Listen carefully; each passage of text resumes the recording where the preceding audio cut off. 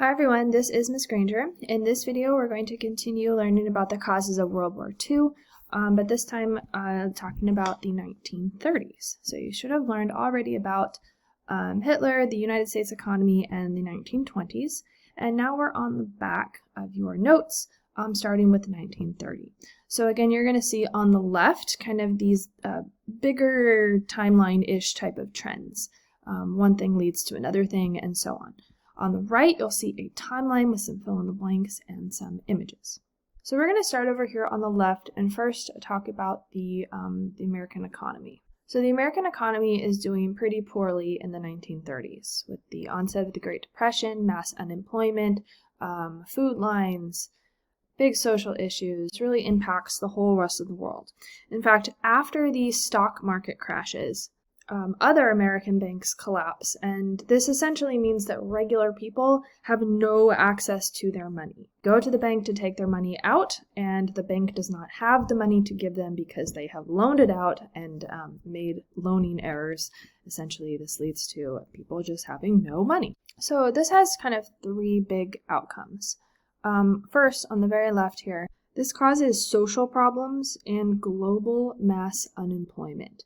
Meaning people do not earn money, therefore they cannot spend the money, the economy takes a tank. It also impacts Germany. Germany calls in its loans from the US, meaning it wants its money too, but the US can't pay them. And as a result, 6 million people are unemployed by 1932 in Germany. Similarly, Japan also depends economically on their exports, meaning sending out of silk, especially to the United States, which was a big market.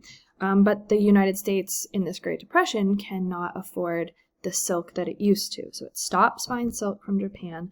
This leads to over 50% of factories in Japan closing and people essentially starving. So because of this mass unemployment that's kind of on a global scale, countries really try to shrink their economies in a sense. So they try to make an increase in demand for goods from home, not from abroad.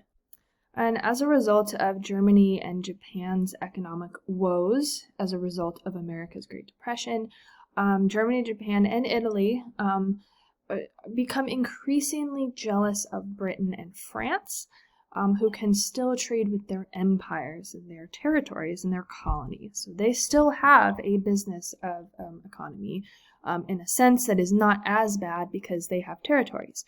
Remember that Germany's territories were stripped away after World War I, so that they don't have that capability, and that makes them jealous. So as a result of all of this, countries really start to move away from the League of Nations. And League of Nations was that organizing body of countries who came together after World War I. They did have some principles of cooperation, but this global economic downturn was really impactful.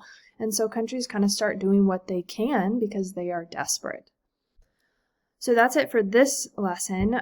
Go check with your teacher for any next steps.